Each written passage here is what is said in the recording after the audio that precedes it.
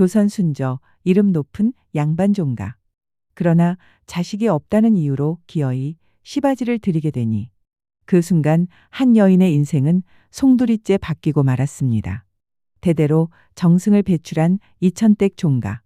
하지만 혼례 3년이 지나도 정씨 부인은 아이를 낳지 못하여 의원들은 기운이 약해 잉태는 불가하다 단정했고 종가 어른들은 중얼거렸지요. 가문의 대를 이어가기 위해서는 시바지를 드릴 수밖에. 그리하여 선택된 여인 밀양의 가난한 처녀 나이 23세 이름은 담비. 눈발 흩날리던 날 담비는 조용히 가마에 실려 이천댁 후원으로 들어왔습니다. 정씨 부인은 차갑게 명했지요. 저 아이 반드시 사내 아이를 낳게 하시오. 그리고 낳으면 곧 사라지게 하시오. 때는 조선 순조 경기도 이천 땅 근처. 대대로 문과 급제를 내고 정승을 배출하였다는 이름 높은 가문이 있었으니 그곳이 바로 이천댁 혹은 사람들 입에선 이천이씨 종가라 불렸습니다. 이천댁은 본래 뿌리 깊은 유학 명문이었고 현판의 경천애민이 현판이 새겨진 사랑채와 대대로 내려온 종가댁의 기둥에는 수백 년 묵은 먼지조차 엄격하게 쌓일 정도로 기품이 있었답니다. 그 집에는 이영도령, 당대 문장으로 이름 높던 이영감의 외아들이자 조정에서도 촉망받던 젊은 선비가 있었습니다. 이 도령은 나이 28배 고귀한 양반가 출신의 정씨 부인과 혼례를 올렸으나 혼례 뒤로 3년이 지나도록 자식을 보지 못했으니 종갓집으로선 큰 근심이 될 수밖에 없었습니다. 정씨 부인은 단아하고 총명한 여인이었으나 몸이 허약하여 해마다 잔병을 앓았고 천신만고 끝에 생긴 태기는 두어 차례 모두 허무하게 흘러가 버렸습니다. 정씨 부인께선 자식을 잉태하시기엔 기운이 약하오. 의원들의 말은 날이 갈수록 더 냉혹해졌고 가문 어른들의 한숨은 깊어만 갔습니다. 가문의 대를 잇는 것은 곧 나라의 도리를 잇는 일이니 방법이 없을 바에야 시바지를 드릴 수밖에. 그리하여 종가의 내밀한 의논 끝에 시바지를 드리는 방도가 정해졌으나 이 일은 철저히 비밀에 붙여야만 했습니다. 대문 밖으로는 쥐도 새도 모르게, 대문 안에서는 종년 하나조차 입을 다물게 하고 단 한 사람만 낳은 아이를 본부인의 품에 올리는 것으로 모든 일이 끝나는 것. 그것이 시바지의 운명이었습니다. 그리하여 탐문 끝에 선택된 여인이 23세 담비였습니다. 경상도 밀양 근처 산비탈에 자리한 가난한 마을 출신. 아비는 병으로 눕고 어미는 일찍 세상을 떠나 어린 동생 셋을 데리고 날마다 나물 캐고 풀 베며 연명하던 천한 집안의 맏딸. 그녀가 조용히 가마에 실려 한양 근처 이천댁 후원으로 들어올 때 눈발은 조용히 흩날렸고 종들은 아무 말 없이 고개를 숙였으며 안채의 마님 정씨 부인은 살기 어린 눈빛으로 그 모습을 지켜보았습니다. 저 아이 꼭 아이를 낳게 하십시오. 사내 아이로요. 정씨 부인의 목소리는 얼음보다 차가웠고 담비는 조용히 머리를 숙일 뿐이었습니다. 담비는 말이 없었고 고개를 숙이고 있었으나 그 눈빛 속엔 묘한 기품과 강단 그리고 깊은 체념이 서려 있었습니다. 사랑채에선 이영도령이 책을 읽으며 한숨을 쉬었고 안채에선 정씨 부인이 밤마다 조용히 눈물을 삼켰으며 후원 쪽 조용한 별채 그곳이 바로 담비의 거처가 되었지요. 낳고 나면 돌아가야 합니다. 아이는 마님의 품으로 들어갑니다. 그대는 아무것도 아니었소. 하인들의 말은 싸늘했고 담비는 그저 고개를 끄덕였습니다. 헌데 이 집안 몰락의 기운이 감돌고 있었으니 종가의 상속은 끊기기 직전이었고 전답은 남의 손에 넘어가기 시작했으며 마을 사람들은 이천댁도 오래 못 간다 수군대고 있었습니다. 시바지라도 들여 아이를 낳아야 종가가 산다. 그 말 한마디에 한 여인의 운명이 바뀌었고 하나의 기이한 야담이 그날부터 시작되었습니다. 그날 밤 초승달이 구름 뒤에 숨고 하늘은 구름 없이 맑았으며 이영도령은 사랑채 마루에 혼자 앉아 술잔을 비우고 있었습니다. 어른들 뜻이니 따르겠다 하였으나 어찌 마음이 편하리요. 혼잣말처럼 흘러나온 한숨이 술래음과 함께 사라졌고 그의 눈빛엔 복잡한 심사가 얽혀 있었습니다. 밤이 깊어 종들 은잠이 들고 등잔불만이 희미하게 일렁일 무렵 조용히 후원으로 발걸음을 옮겼습니다. 별채 앞에 다다른 이영도령은 문 앞에서 잠시 멈추었고 안에서는 작은 등잔불이 어슴풀에 빛나고 있었으니 담비는 조용히 바닥에 꿇어앉아 손에 실을 감고 있었습니다. 문이 열리자 담비는 화들짝 놀라 일어나 무릎을 꿇었고 이영도령은 잠시 그녀를 바라보다 조용히 입을 열었습니다. 불편한 것은 없느냐? 없사옵니다. 필요한 것이 있다면 말하거라. 감사하옵니다. 괜찮사옵니다. 짧은 문답, 어색한 침묵, 그 방 안은 숨소리조차 조심스러웠습니다. 이 도령은 방 안을 둘러보며 조용히 말했지요. 이 일 너도 나도 원하던 바는 아니었을 테지. 담비는 잠시 고개를 떨구었다가 조심스럽게 입을 열었습니다. 헌데 소인은 목숨보다 귀한 일을 살릴 수 있다면 그 어떤 일도 감당할 마음이 있사옵니다. 그 말에 이영도령은 담비에게 눈길을 주었고 담비의 눈빛엔 결연함과 슬픔이 함께 서려 있었습니다. 그날 밤 두 사람은 같은 방에 있었으나 그저 조용히 등을 돌린 채 서로의 숨소리만을 느낄 뿐이었습니다. 이튿날 담비는 마당을 쓸고 있었습니다. 하인들은 그녀를 피했고 마님은 그녀를 쳐다보지도 않았습니다. 헌데 그 모습 속에서 도령은 묘한 정적을 느끼고 있었습니다. 그녀는 고요했으나 약하지 않았고 작은 일 하나에도 정성을 다했고 말 한마디 없이 주변을 감쌌으니 이영 도령은 그 고요함의 묘한 끌림을 느끼기 시작했습니다. 며칠 뒤 도령은 담비의 방 앞에 놓인 수틀 하나를 발견하였습니다. 그 위에는 정갈하게 놓인 자수가 있었고 가운데는 경자 하나가 곱게 쓰여 있었습니다. 그날 밤 이영 도령은 다시 담비의 방을 찾았고 이번엔 문을 열며 짧게 말했습니다. 그 경자는 누구를 위한 것이더냐? 담비는 조용히 대답하였습니다. 소인이 가장 지키고 싶은 마음이옵니다. 도령은 한참 동안 그 말에 아무런 대답도 하지 못했습니다. 그리하여 의무로 시작된 두 사람의 만남은 이날을 기점으로 서서히 무너지고 서서히 다가가기 시작했습니다. 봄 기운이 막 들기 시작한 3월, 담비의 뱃속에 새 생명이 움트기 시작하였습니다. 처음엔 입덧이 조금 있었고 손등에 핏줄이 두드러지며 자주 기운이 빠졌으며 달빛 아래 조용히 앉아 하늘을 보며 혼잣말을 하던 그녀의 눈빛엔 어딘가 모를 설렘과 두려움이 함께 섞여 있었습니다. 이를 먼저 알아챈 이는 몸종 근분이었고 아씨 요새 기운이 수상하신 듯하옵니다. 혹 복중에 근분의 속삭임은 곧 정씨 부인의 귀에 닿았고 정씨 부인의 눈빛은 흔들림도 없이 날카롭게 빛났습니다. 산파를 불러라. 단호한 명령과 함께 집안은 긴장으로 꽉 조여졌고 그날 저녁 산파가 담비의 손목을 짚던 순간 방 안의 공기가 잠시 멈추었다. 분명 태기가 올랐습니다. 사내 아이를 닮은 단단한 기운이옵니다. 산파의 말에 마님의 입술이 단단히 닫혔고 사랑채 도령의 방에선 알 수 없는 긴 한숨이 새어나왔습니다. 헌데 문제는 그 택이었습니다.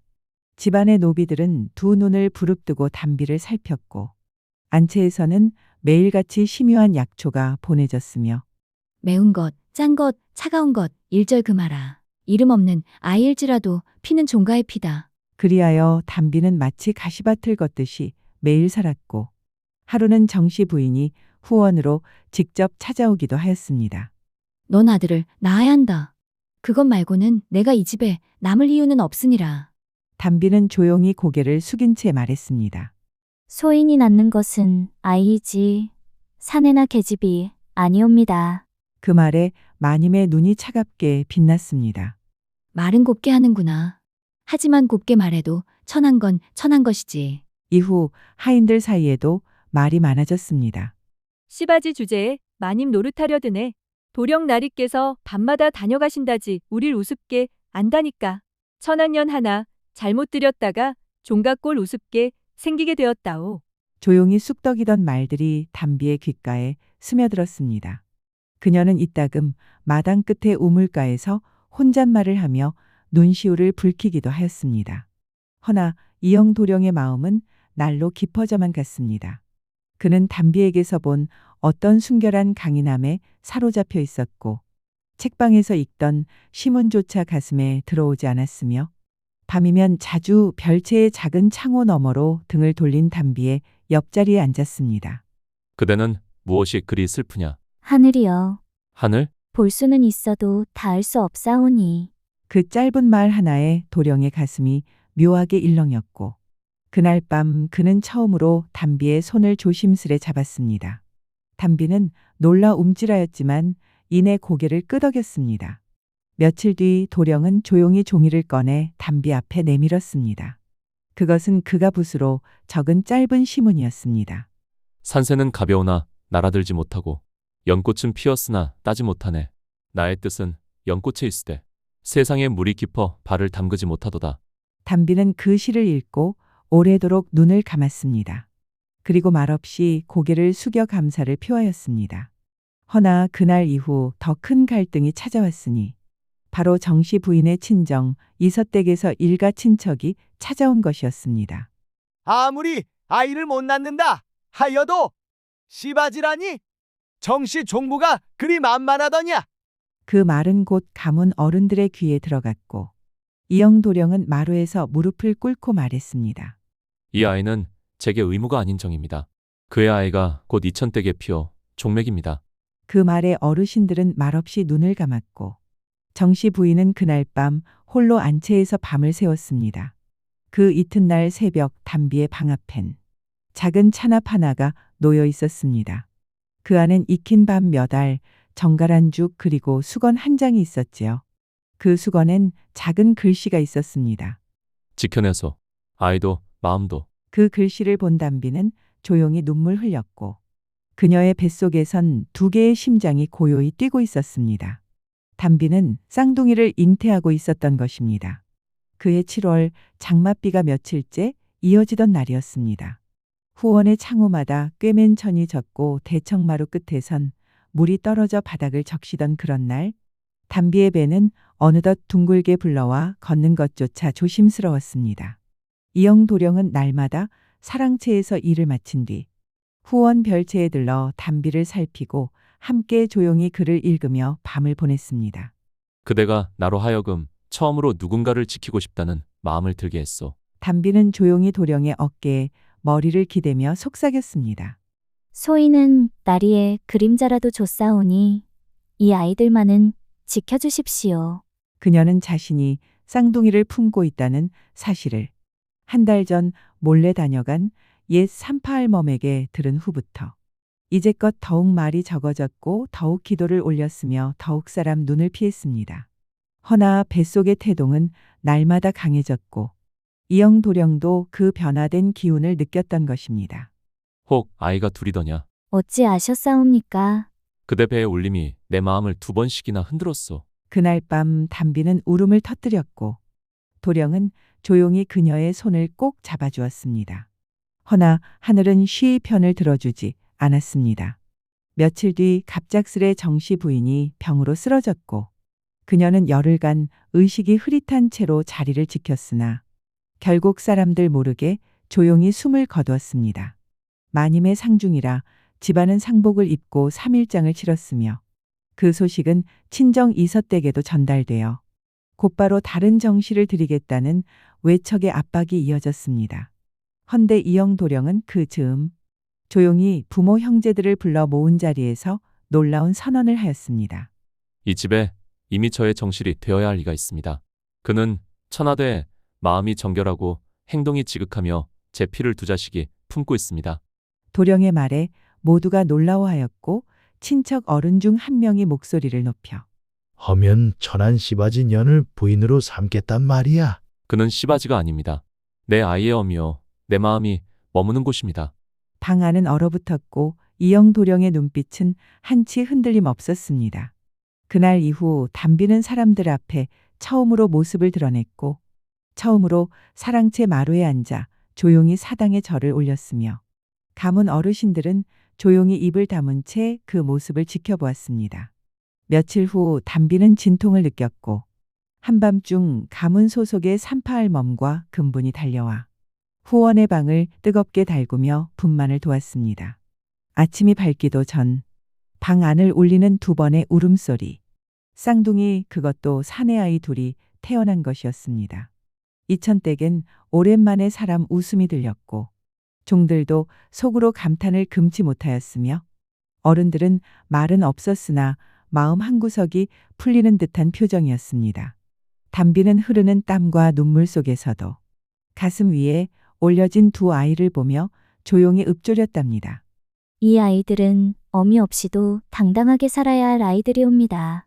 헌데 만약 제가 그 곁을 지킬 수 있다면 그 순간 문틈으로 들어온 이는 바로 이영 도령이었습니다. 도령은 조용히 무릎 꿇고 그녀 앞에 앉아 말했습니다. 그대 이 아이들의 어미로만 남지 마시오. 내 사람으로 종부로 이천댁의 주인으로 내 곁에 남으시오.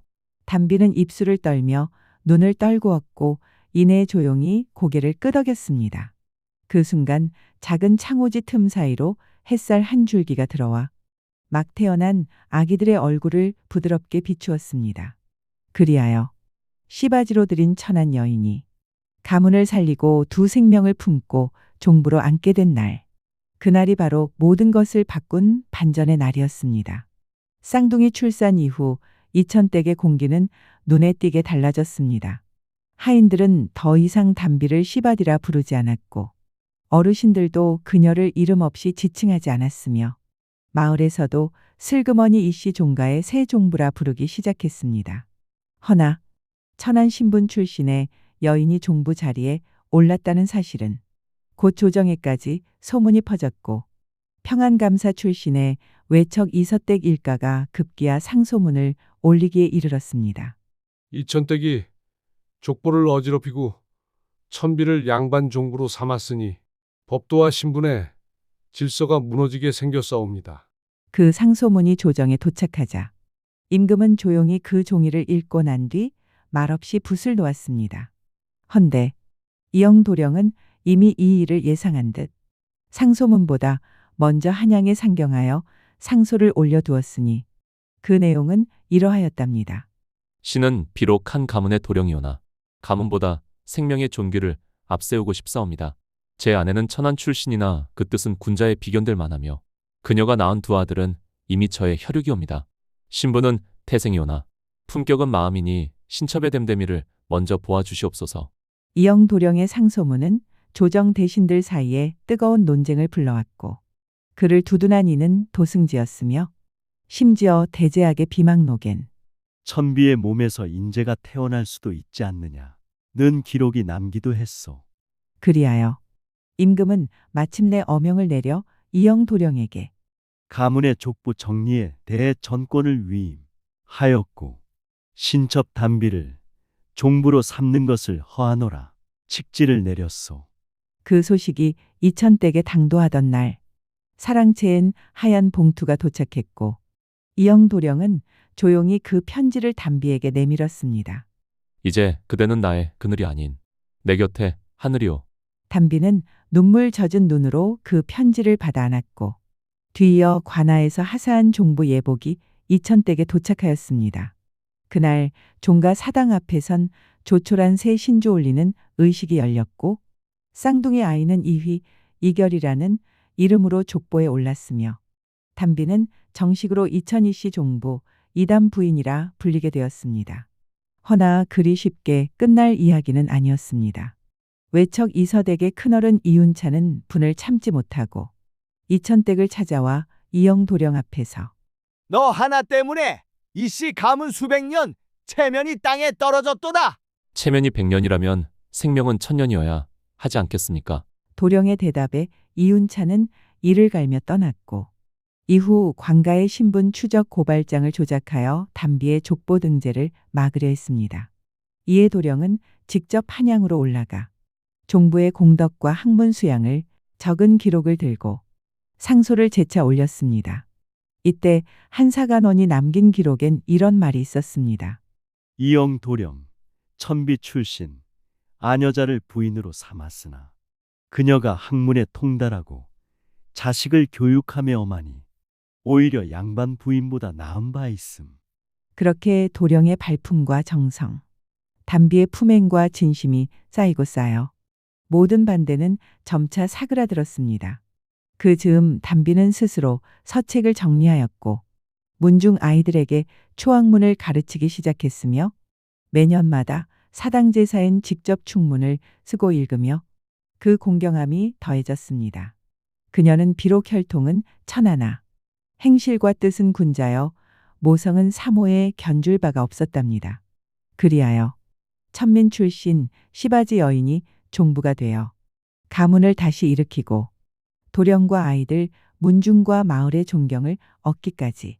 그로부터 10여 년이 흘러 이천이씨 종가는 더없이 번창하였고 쌍둥이 형제 이휘와 이결은 나란히 과거에 급제하여 형은 승문원 정자여 아우는 성균관 유생으로 이름을 알렸습니다.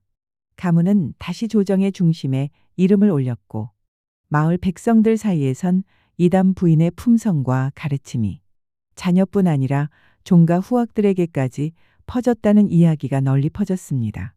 그녀는 여전히 새벽마다 사당의 향을 피우며 절을 올렸고 매달 초하루엔 뒷산에 올라 처음 도착했을 때 머물던 후원의 작은 초막을 조용히 닦았습니다. 이영도령, 아니 이제는 이찬부원군 이영공이라 불리는 그는 종부의 곁을 떠난 적이 없었고 어느 잔칫날엔 사람들 앞에서 이렇게 말했답니다. 내 아내는 나의 가장 큰 스승이요. 이천댁의 진정한 기둥이었소. 핏줄보다 깊은 정이, 신분보다 높은 뜻이 있나니 그것이 이 가문을 살린 본바탕이었소. 담비는 말없이 웃으며 그의 곁에 섰고 사람들은 그날 처음으로 종부에게 절을 하며 이렇게 불렀습니다. 대감댁 부인 이담 마님 참으로 귀한 분이시옵니다.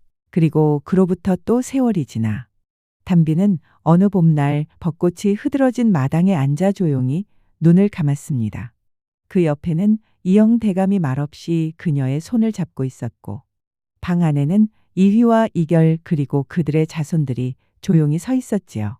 그녀의 숨이 멎는 순간 이영 대감은 작게 속삭였습니다. 그대가 있었기에 이 가문은 다시 꽃을 피웠소이다. 그녀가 떠난 날 온 가문이 검은 옷을 입고 애도를 표했고 사당엔 그녀를 기리는 신위가 올려졌으며 그 아래에는 이렇게 적혀 있었습니다. 정성으로 집안을 일으킨 이담 부인, 천비의 몸으로 문중을 일으켜 세운 어진 어미, 이천댁의 사람들은 그 후로도 해마다 그녀를 기리는 제를 올렸고 그 이야기는 마을의 야화가 되어 주막마다 퍼졌습니다. 시바지로 들였던 한 여인이 가문을 일으키고 아이를 키우고 종부가 되어 모두의 존경을 받게 된 사연. 그리하여 사람들은 이렇게 입을 모아 말했지요.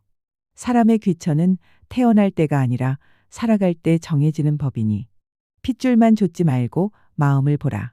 그 마음이 바로 가문을 살리는 참된 씨앗이니라. 여기까지 시바지를 데려와 대박 터진 양반 도령, 이천댁의 진실된 사랑과 용기의 야담을 전해드렸습니다.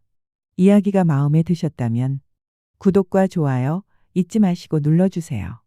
다음엔 더 기막히고도 기품 있는 야담으로 다시 찾아뵙겠습니다. 건강하세요.